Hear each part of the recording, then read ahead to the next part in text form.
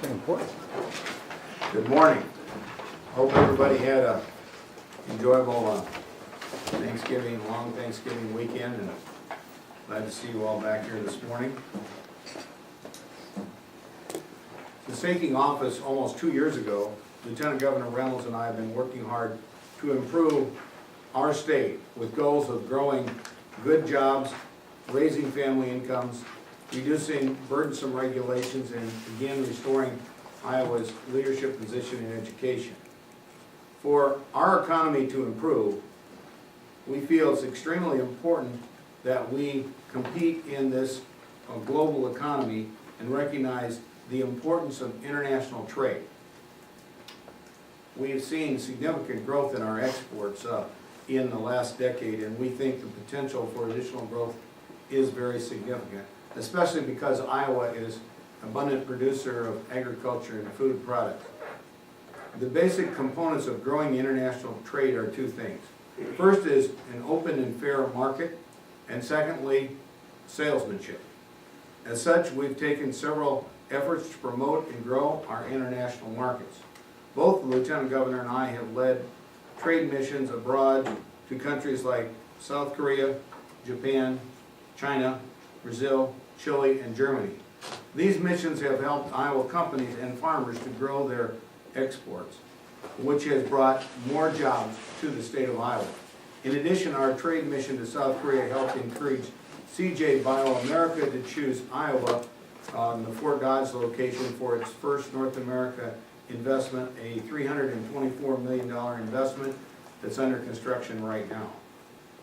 We're here today to announce that Lieutenant Governor Reynolds will lead a trade mission to Vietnam and the Philippines next February. Recently, in my trip to Washington, D.C., I met with the ambassadors from both of those countries, from both Vietnam and the Philippines, and both of them have had recent success in growing their economies and are looking forward to the Lieutenant Governor's visit. As a leading agricultural state with a growing world population, especially in countries like Vietnam and the Philippines, we're focusing on seizing opportunities to increase Iowa exports there and in other nations in Asia as well. Increased trade will result in more careers for Iowans, higher incomes for Iowa families, and a stronger, more robust economy. I'm excited that Lieutenant Governor Reynolds will be leading this trade mission representing our state, and at this time I'd like to turn it over to her to give you more details. Well, good morning, and thank you, Governor Branstad. I'm very excited to announce this up-and-coming trade mission. From February 22nd through March 2nd of 2013, I will be leading a trade mission to Vietnam and the Philippines, visiting the cities of Hanoi, Ho Chi Minh, and Manila. The mission's focus will be on promoting the safe and reliable products that our state produces and to collaborate on innovative technologies.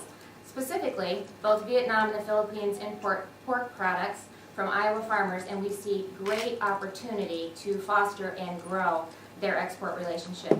In addition, the mission will also look for export opportunities for Iowa manufacturers looking to start or expand their business in Southeast Asia. In the Philippines, the population is nearly 104 million people, and there are 266 people per square kilometer. While in Vietnam, there is a population of nearly 88 million with a population density of 237 people per square kilometer. And to put that in perspective, Iowa's population is a little over 3 million, and with an average population density of 21 people per square kilometer. So as you can see, Vietnam and the Philippines have a large, dense population that continues to grow, and their countries will need our state's agricultural products to feed their growing population. And with South Asian markets continuing to grow, their leaders are looking for opportunities to expand business partnerships to support their growing population. Our office will be working closely with the Iowa Economic Development Authority to plan this mission, and we want to invite interested Iowans to join us in the trade mission and in our business meetings so they can show firsthand the products and the services that we offer as Iowans. We believe that the trade mission will help to promote Iowa's businesses and agricultural exports to Asia, and in turn help to improve our state's economy. So we're excited and honored I am to be leading this trade mission to grow our global partnerships abroad. And now we'd be happy to answer any questions that you may have. How would you measure the success of these trade missions when you're going out there? What do you expect to bring back? Well, it's really about building relationships and looking for opportunities, and so it's an opportunity to meet with the governments over there, but also the Economic Development Authority has done a very good job of setting up one-on-one. There's a couple different levels that individual businesses can participate in.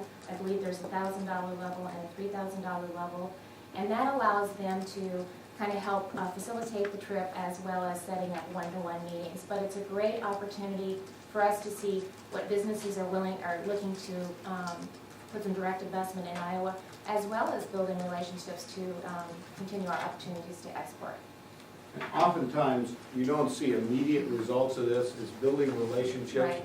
I mean, for instance, when Vice President Xi Jinping was here, you know, there was a big delegation that bought, was it $3.4 billion worth of soybeans? Well, but if you really want to go back, I'd say you want to go back to his first visit here in 1985 when we started that relationship. And now we've built it through the sister state and through the continued relations, and as their economies improve, now they have become a major trading partner. With the Philippines and Vietnam, they also are part of this growing Asian marketplace, and they have,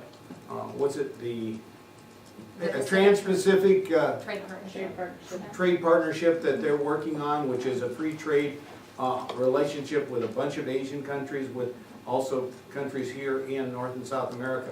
We see that as something that can be really good.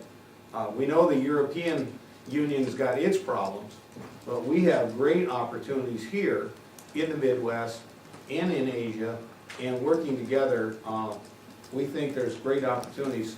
So, and the other thing we're looking for is the potential of direct investments back here in Iowa as well from those countries. And that's maybe a little further down the road, but it's something that I think we will see more of in the future. We already, I mean, just look at the investments we've had from Japan and from South Korea and other countries here recently, Egypt. So we've had some significant international investments made in Iowa as well that have created significant jobs. In the effort to increase trade with Southeast Asia, do you see other states or other countries as your main economic competitors? Well, I think we're all in this together. It's a global economy, and if we can show that we can supply some of the things that they critically need, and Iowa, you know, food and feed and agriculture-related products are obviously natural for us. There's also some manufactured goods that will be in demand in those countries. So, by the same token, they want to make sure they have access to our markets as well, and so that's why it's a reciprocal situation. You know, Iowa exports to Vietnam just this year so far have increased 36%, so there's tremendous opportunity for us there to continue to build on the increased exports. Other question? Do you expect to get concrete legislative proposals at the end of the bullying summit? Well, first of all, I want to say that I am excited about the fact that we have over 1,000 participants in the bullying summit. I think and we've got some really good speakers and panels, and you know, a survey of students shows that about 50% of students have been bullied in the last year. So this is a significant problem, and it's a serious effort to address it. We know that it's going to take the involvement of school leaders and parents and communities. We all are in this together, we all have to work together. And I'm hopeful that we can come up with some good strategies that will work for parents, that will work for school districts, that will work for communities. And there may be some things we at the state level can do to strengthen our laws, to provide additional tools that the school districts and the parents and communities need. Okay, somebody else has a question here. Last week you indicated that you think the Iowa straw poll should not be held in, what would that be, 2015? And the chair of the party said that's a party decision. Have you started reaching out to party leaders to make that? Well, really, the case? candidates are gonna decide whether that continues or not. And in recent years, we're seeing more and more candidates choose not to participate. And so I'm trying to look to the future and saying, let's come up with a better system that welcomes all the candidates, that gives people from all parts of the state of Iowa a chance to participate. The most important thing is protect Iowa's first in the nation precinct caucuses and make sure that all the candidates feel welcome to participate in that process. And we've had great collaboration between both political parties over the years in doing that. I want to make sure we do that to the future, and that we recognize that we have to constantly look at what makes the most sense going forward and not looking backward. So I think looking to the future, we will be able to develop maybe a series of regional fundraisers and events that can help the party raise money, as well as giving the candidates an opportunity for forums and visibility throughout the state.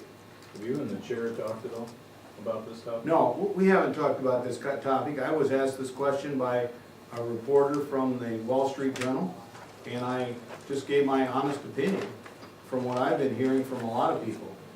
And I really believe that my viewpoint reflects the views of a lot of Iowans and a lot of Republicans who are appreciative of the money that's been raised in the past, but also think, looking to the future, that we can devise a better system that will be very inclusive and give all candidates an opportunity to participate and, most importantly, protect Iowa's first in the nation precinct caucus.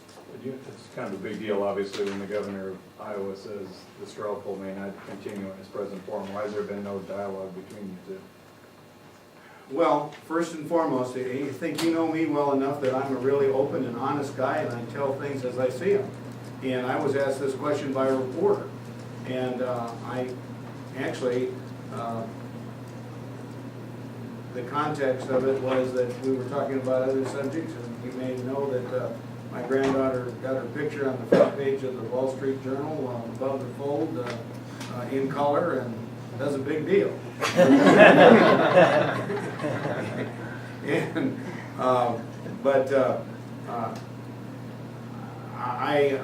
I guess my feeling is that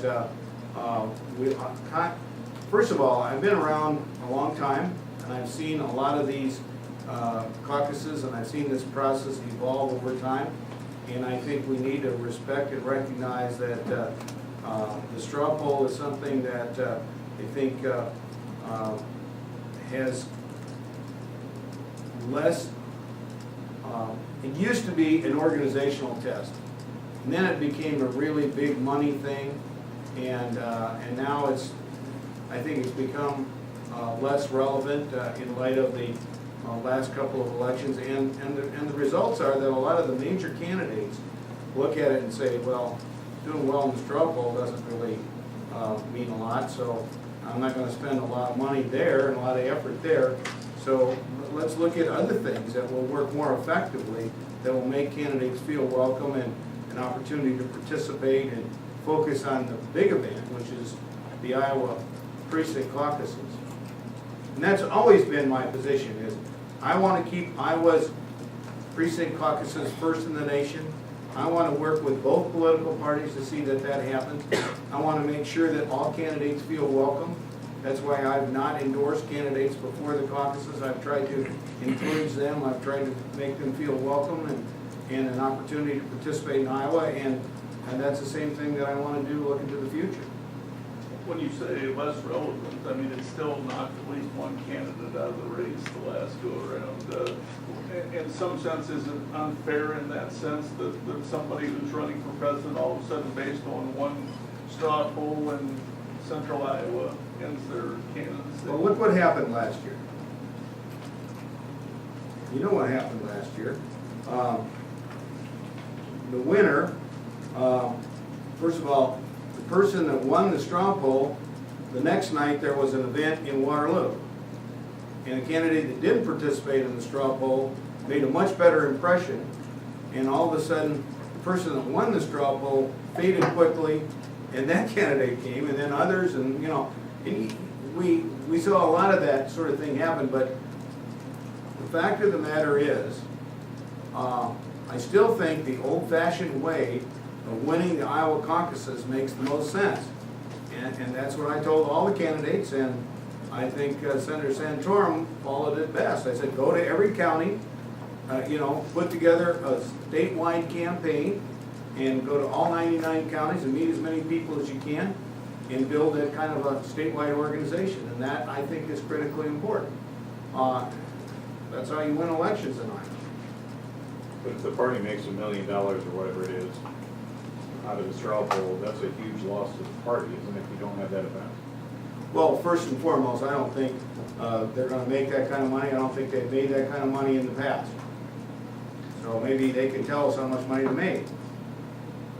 Governor, is it not so much the straw poll event that you have a problem with as the polling, the vote that is taken at that point? Oh, the event I think is great. In fact, what I've suggested is, let's replace one event with a regional group of events and give people in all different parts of the state an opportunity to participate and see the candidates. And I've always encouraged candidates to go to all 99 counties, meet as many Iowans as possible. And I think the party can also utilize this opportunity with the candidates as to have fundraisers and events. But I think that a lot of people have had some real questions about the way the straw poll thing has evolved, and the straw poll aspect of it, it's not representative. And clearly, the results have shown that in recent times, because the people who have won the straw polls have not won the caucuses, and the caucuses are what's most important, and that's what I want to keep the focus on, is keeping the Iowa precinct caucuses first in the nation, so we have the candidates that are coming here seriously addressing the issues that are important to our state and to our nation. Big picture, are you comfortable with Iowa's voting system, and would you support a signature verification process on absentee ballots? You think that's a weakness right now? Well, I think there were some allegations that came out in Muscatine County and maybe in a couple other counties before this last election about people forging names and things like that. And we want to have an honest, clean elections in Iowa. And so I want to do what I can to protect the integrity of the ballot box in our state.